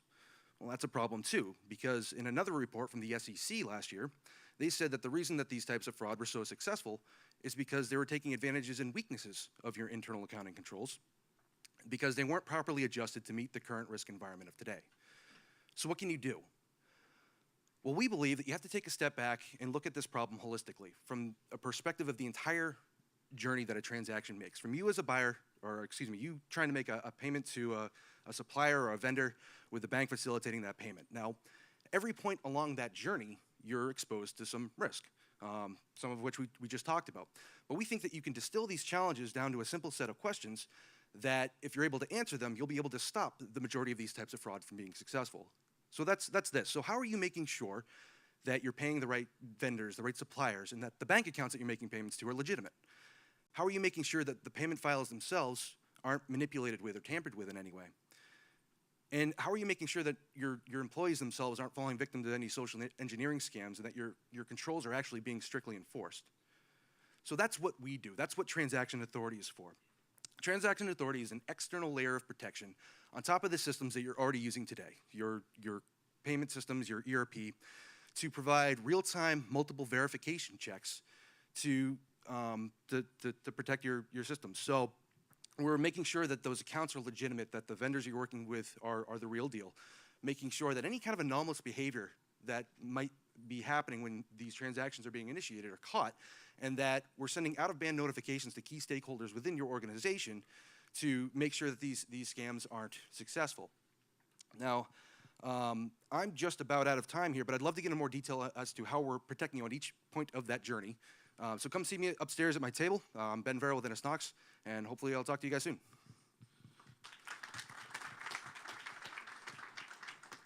Thank you, Ben. Up next, we have Vince from Dark Cubed, whose strange addiction is to fly fishing. Let's give it to Vince. Thank you. It's an honor to be here. I want to first say thank you to the Plug and Play team. You know, this quarter for us, I've been doing this for 5 years. This quarter for us has been the best quarter in the history of our company, especially to Laura and Nate for all the hard work. In this quarter alone, we've closed $500,000 in revenue that can lead to about $5 million in ARR. We've closed a $600K bridge round, and we're putting our finishing touches on a $2 million second seed. As I said, I'm Vince Chrysler, CEO and founder of Darkcubed. There's never been a better time in history to have a very large cybersecurity budget and a very large team of highly trained cybersecurity experts. So if you're a company that has that, congratulations. Unfortunately, that represents less than 1% of the companies out there. And from my perspective, it's time for us to get our head out of the sand that this 3,000 cybersecurity company thing represents the solution. So the question is, what is the solution? Well, I look for inspiration in other markets. And we look at other markets, there are companies that have done really interesting things. When you look at companies like Plaid and Slack and Uber, what they've done besides the service that they're delivering is they've taken a platform that is highly scalable, easy to access, and then that you loop in other products and services to solve a larger market need. Uber is not just about offering rides anymore. And so how do we do that in cybersecurity? How do we get away from the point solution, verticalized approach that only works for the largest companies and think differently about it? And that's what we're doing at Darkcubed. Our product today is available. As I said, we are growing fast. We've hit the hockey stick curve part of our growth. And we've really focused on simplicity and elegance. In 4 quick steps, I can give a company 80% of the benefit of building out a SOC and staffing a couple tier 1 analysts at a retail price. And what's really humbling is the ability to scale this approach. So we have a customer that is a small car dealership in Michigan, and in a matter of minutes, we're able to get them connected and provide them an incredible amount of value they couldn't get anywhere else. We can do the exact same thing. In fact, we did 2 weeks ago for a very large enterprise. We're doing a pilot for them, and we asked them to be gentle on us. And so they pointed a firewall that's connected to a 100 gig connection at us. And we were able to scale up and support that and provide their internal security team incredible value. So we're really excited about the capability we deliver. Oh, and by the way, that turning on of that capability for that large enterprise took 5 minutes. And it takes 5 minutes for the dealership. So it's really cool to have a highly scalable, beneficial approach to security. From a long-term perspective, it's not just about providing the capability we're providing today. It's about becoming the infrastructure and plumbing to deliver a whole range of products and services to the market. When a small or mid-sized business says, I want malware protection or DNS protection or education and training, they don't really need to vet the market. The difference between a Cylance and a CrowdStrike and a Huntress Labs out of Maryland, at the end of the day, is pretty small. So the question is, how do you provide value at the price point that actually works for these markets? Our primary approach to the market is through channel partners. In the past 4 weeks, we've formally launched a channel program and hired a full-time channel manager. The growth in that market, just the response in that market. Last week, we did 12 warm introductions to MSPs, and out of those, we have 6 pilots that are getting demoed. It's pretty exciting to see the traction when you come at the market with this approach. From a Keystone opportunity perspective, when you provide a platform, we can do things like instrumenting the defense industrial base, helping revolutionize cyber insurance, and helping protect APIs that are highly scalable data streams in very valuable ways. We're looking now, as we're growing and expanding, we're looking for channel partners, creative channel partners. If you have a capability in the cybersecurity space and we can partner to deliver those more effectively and efficiently to the market, let's talk. We're looking for paid pilots as well. As I said, we're developing an enterprise product line focused on how do you scale data analytics at a value that actually works. So if you have one of these options here, drop me an email, give me a call, and thank you for your time.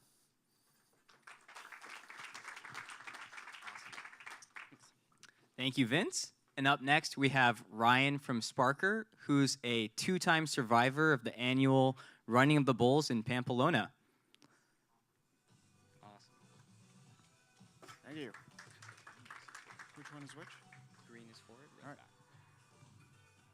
All right, good morning, everyone. My name is Ryan, and I'm with Sparker, where we are redefining how small businesses obtain capital. Each year, U.S. businesses spend over $1.7 trillion on equipment purchases. $1.3 trillion of that is actually financed via business loan, lease, or line of credit. 75% of all businesses will finance some, if not all, of their equipment. Now, if they try to do this today, they really only have 3 options. They can use precious cash, they can finance it on a high-interest credit card, or they can finance it through a business loan or lease. But the process to finance equipment is ridiculously archaic and really time-consuming.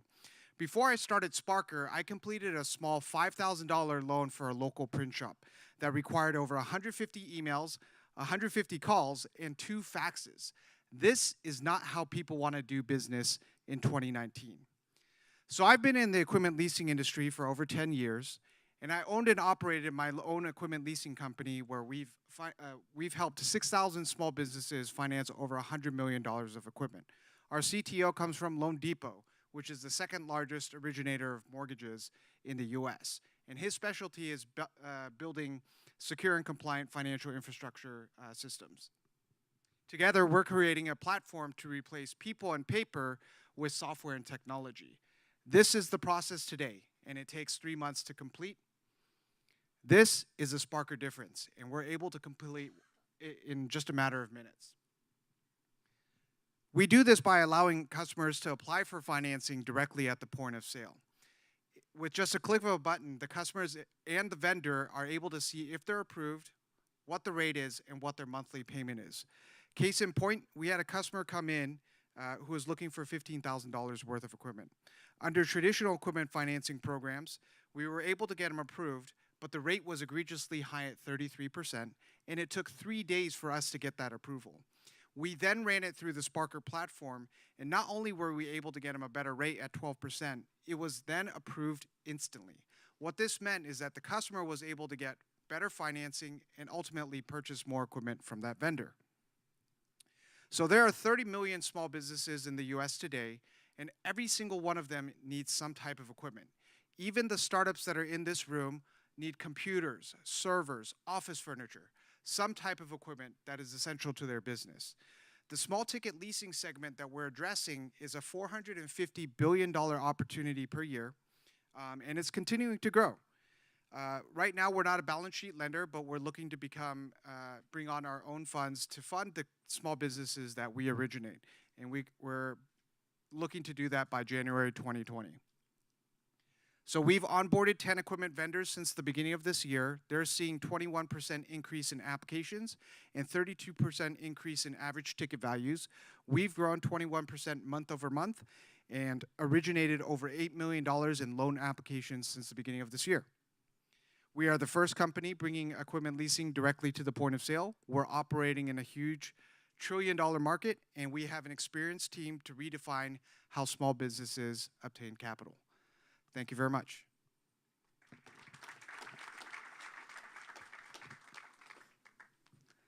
Thanks, Ryan.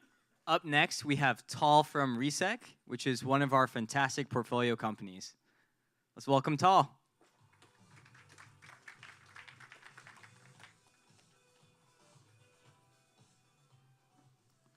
Good morning, everyone. It's always wonderful to be here. I'm Tal. I'm the executive chairman of Resec Technologies. Resec is a cyber company providing organizations with the ultimate protection from file-based malware threats. Both known threats, but a lot more importantly, unknown threats, zero-day attacks. We do this through patented content disarm and reconstruction technology, which is known as CDR. Financial organizations are 300 times more prone to a cyber attack than any other industry. On top of the risks remains malware, continuing to grow rapidly. The fascinating thing is that more than 50% of the attacks are coming from documents. It's the Excels and the PDFs that we all use, but also email bodies and many non-standard formats. There are dozens of existing solutions, yet all of them have significant limitations, which is why everyone using them is still getting breached. Resec has come up with a completely new solution to this very old problem. We focus on complete prevention and not on traditional detection. Here's how we do it. We treat every file as a threat, which is why we always keep the original outside of the organization's network. We then study that document, every bit, every byte, every component, every element. And in real time, we produce a completely new document. A perfect, fully functional replica of the original, one that we put together in real time from scratch, which is why we can guarantee that it is threat-free. Let me illustrate this further. We have a PDF approaching the organization's perimeter. As a rule, we never let it in. We then create the replica that I mentioned. It will look the same, it will feel the same colors, same fonts, same formulas, etc. That's what we pass to the end user. In real time, the end user cannot tell the difference, but it's completely safe. Guys, this is a game-changing solution.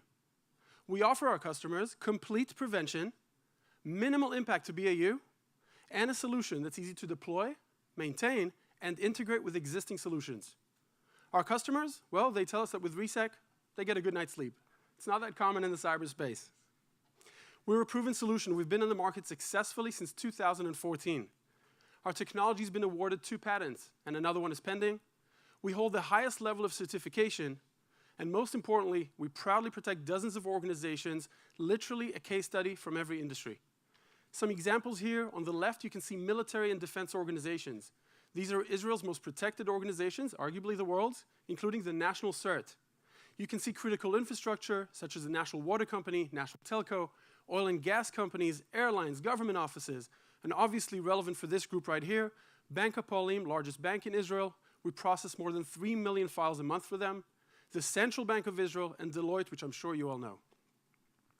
Our focus is on expanding and growing out of Israel. We've been doing it through key channels like distributors, resellers, and channels like agents all over the world, and we're growing rapidly because of this. Recent achievements we're extremely proud of is signing with Tech Data here in the US, signing with Advanced Security, the largest cyber distributor in Hong Kong, and becoming a portfolio company of Plug and Play here in the Valley. Our team is a mix of seasoned executives, institutional investors, and company advisors, including former head of the Israeli Mossad.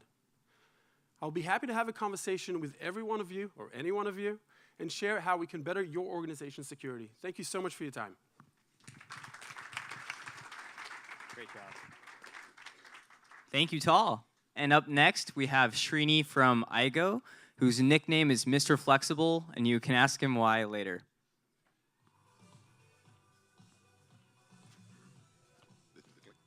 Yep, that's to go forward. Double-click that one for the video. Good morning, everyone. Let me start with our why. Why are we here? What's our purpose? It is very simple to go way beyond chatbots. In fact, we are light years ahead of any chatbots that you and I know of. How do we do that? We provide highly intelligent, hyper-personalized conversational assistants at scale, right? Let me talk about the chatbots that are there in the market, right?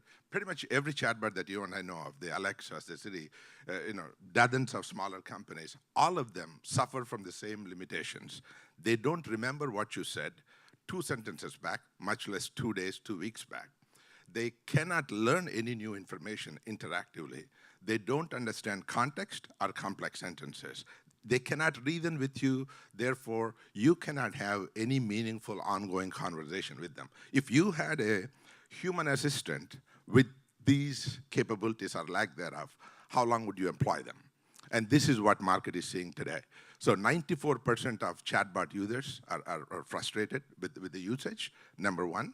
Number two, within the enterprise, they lack adoption, less than 1% adoption 2-3 years later, spending millions of dollars later, right? So I want you to experience this firsthand. Here is Alexa. All right. Alexa,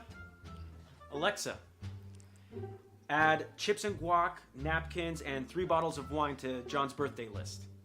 I added chips, guac, napkins, 3 bottles of wine to your shopping list. Actually, Alexa, remove the napkins from the list. To clear your list or remove an item, visit the Alexa app. Okay, then. Alexa, what do I have on John's birthday list? You have 1 item on your shopping list. Chips, guac, napkins, 3 bottles of wine. You call all that one item? Oh, Alexa, remember that John's favorite cake is red velvet. I'm not quite sure how to help you with that.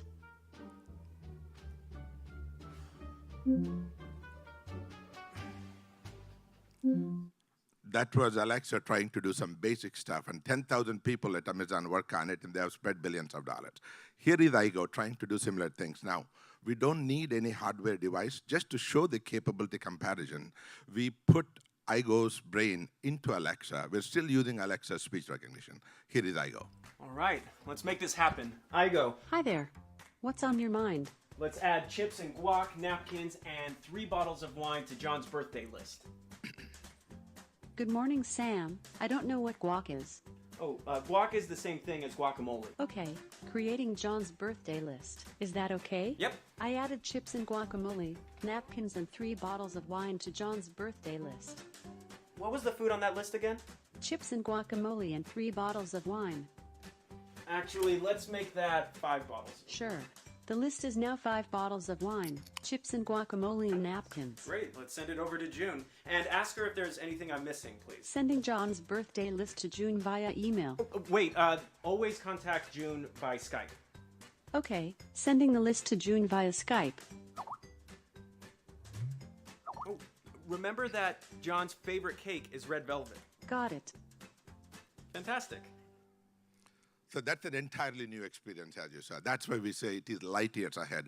Cognitively, we are light years ahead. Very quickly, Peter is a pioneer in artificial intelligence. He's the creator of this technology. He's my business partner. He's the guy who coined the term artificial general intelligence. 80% of our researchers are cognitive psychologists. We have $100 billion market that we are going after. Here are some of the customers we are working with. We're raising $4 million. Bottom line is, here is the bottom line. This is a true conversational intelligent assistant that you can apply for any domain. We have built a rocket ship. We need fuel in terms of your partnership for us to take off. Thank you.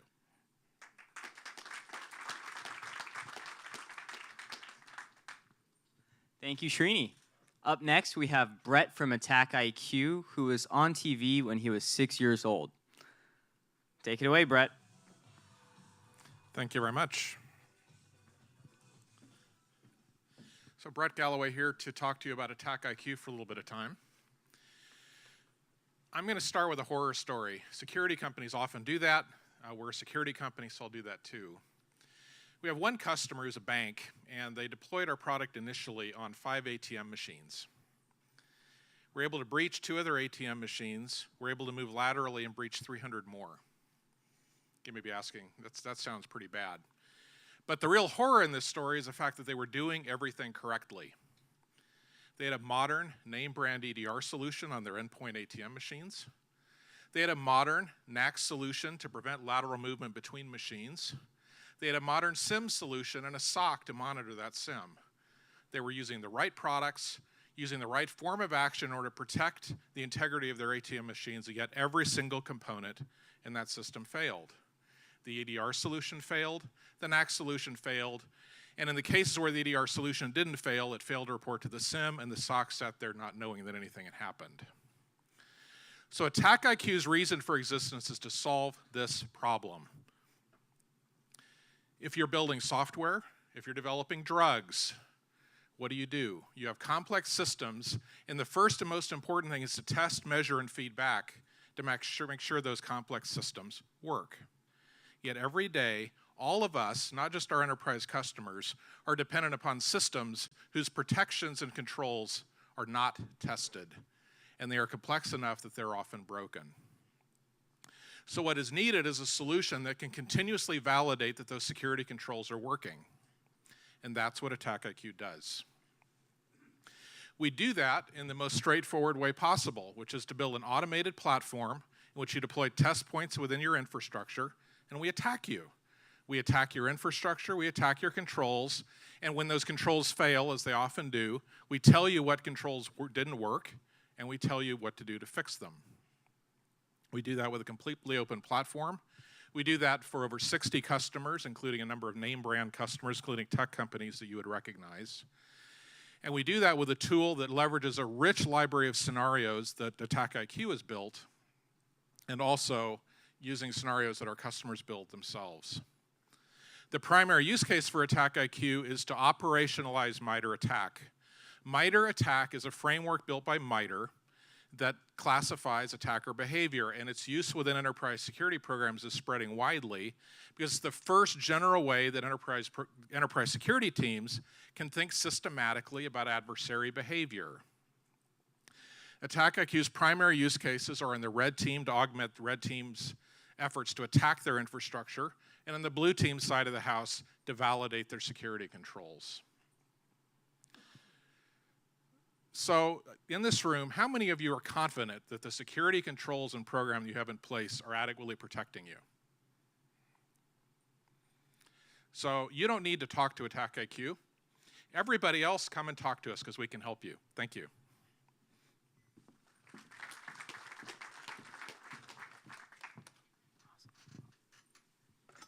Thank you, Brett. Our next presenter is Trevor from Lexalign, who's a good friend to have because he makes his own cheese at home.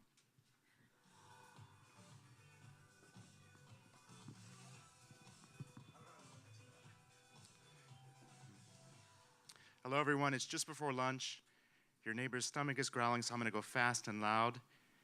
I'm Trevor Lane, attorney and founder of Lexalign. With Lexalign, banks can control risk across their ecosystem with data. Banks can't control risk simply by focusing inwards on their major vendors. Most companies that handle financial activities for financial institutions today are small companies. Your vendors, supply chain partners, and even customers.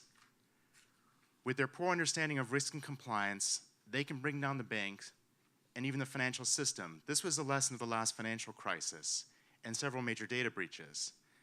I led 100 attorneys during the financial crisis. In meetings with the regulators, the focus was on activities that happened outside the banks, from what the mortgage brokers were doing all the way through to what the foreclosure firms were doing. Their actions undermined the bank's compliance and poisoned the securities markets with toxic assets. And yet, at the end of the day, the banks still lacked visibility on their third-party operations. What is the key to risk management? It's this, but across the entire ecosystem. The problem has two sides.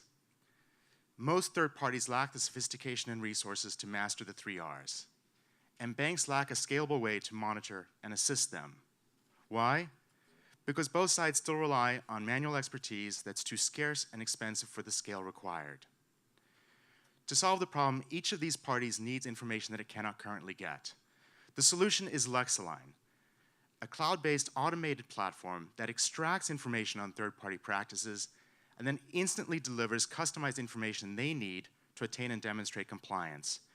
By knowing and analyzing their practices, we can provide risk intelligence to the financial institutions so that simply by getting your third parties to use Lexalign, banks can demonstrate third-party compliance, oversight, and support. Why is this important? I met last month with the OCC, FDIC, and Federal Reserve to show them how we're going to cure this risk. This is what I heard Secretary Mnuchin and FDIC Chairman McWilliams say. They are focused on third-party risk and the need to develop data to create transparency, accountability, and trust. By using Lexalign, financial institutions can demonstrate alignment with those principles. By automating and standardizing third-party assessments, we increase transparency, accountability, and trust across a bank's ecosystem. Analysts ask me where we fit in the third-party risk landscape. Lexalign provides the missing piece, the ongoing activity monitoring and gap analysis, what regulators in our meetings have called not just 45%, as this suggests, but 80% of third-party oversight. There are lots of companies that cover the other 3 aspects. We talked to many of them. We have used our regulator access to get the 3 major core processors to recognize and want to address this risk. We are starting to integrate with each of them to help banks in the first instance satisfy customer audit and training requirements for RDC and ACH deposits. Each of those platforms has several thousand FIs on their system. We charge a monthly fee for each audit module on each third-party dashboard. We then use the third-party data to qualify leads for insurance and to develop a third-party risk rating system. Who are we? We are legal technology, bank insurance, and risk professionals with over 150 years combined experience innovating, building businesses, and solving problems for institutions. Finally, why are we here? We are here to meet institutions that are interested in a regulator-vetted, scalable approach to third-party risk management. We are also launching a seed round to take us through core processor integration. To see the demo that we showed the regulators, or if you have any questions on the future of third-party risk management, please come talk to us. And finally, have a good lunch. Thank you. Awesome. Great job, Trevor. We have one more speaker for you before we break for lunch, and his name is Shirish from Amberoon, who has published a chapter in the upcoming RegTech book that will be published this summer. Take it away, Shirish.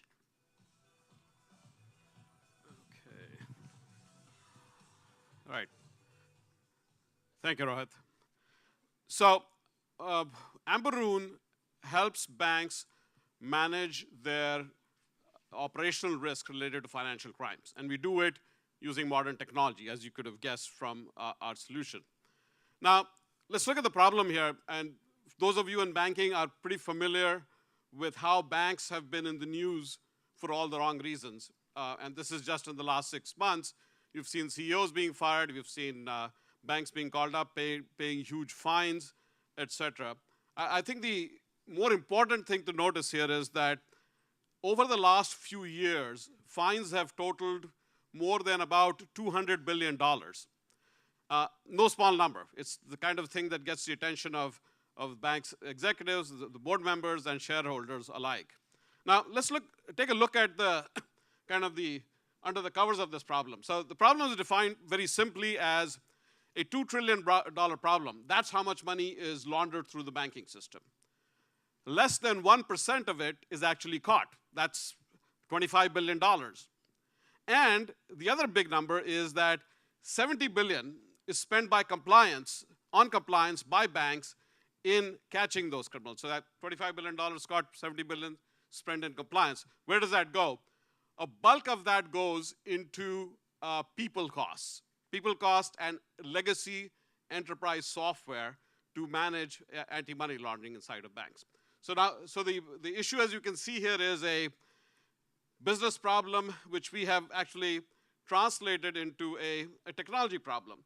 Now, the obvious solution to this, since most of us are in Silicon Valley right now, have a sense of how this is approached, we've taken this business problem, translated it into a technology problem where we analyze patterns of data, figure out which ones, and associate the risk associated with all the customers, and figure out who's good and who's bad, and help the triage process associated with actually figuring out who the risk customers are and lowering and focusing on them as opposed to focusing on all the customers. Now, what that means is we're able to do a better triage of the risk. Now, the important thing that we've done, which is different, is that we have made this solution available not just to the top 100 banks, but to the 10,000 banks through a SaaS solution. That's the big deal. This is the kind of the more of the Siebel versus Salesforce story from 20 years ago being applied to banking. Now, since we've joined PNP, we also implemented a simulator on this. We've simulated this banking environment, and we showed it to a lot of regulators, some of whom were mentioned by the previous speaker. And the response we got was phenomenal in the sense that the regulators have, I guess one way of our endorsement is that the regulator called up the CEO of one of our banking customers and put him on a technology advisory committee in which he's going to advise the director of the FDIC on how to implement technology innovation in the future. Our team consists of entrepreneurs, engineers, bankers, all of whom have track records in small companies. We've created hundreds of millions of dollars for early stage investors. SOM has actually implemented, was one of the early investors in WebEx, and we've sold companies before to fintech companies in the past. The other, I think from our point of view, we are trying to raise $3 million right now to implement a go-to-market strategy to take our solution from just a few banks to hundreds of banks through partners. And we already have partner agreements signed with 2 of the large core processing vendors in the world. Thank you.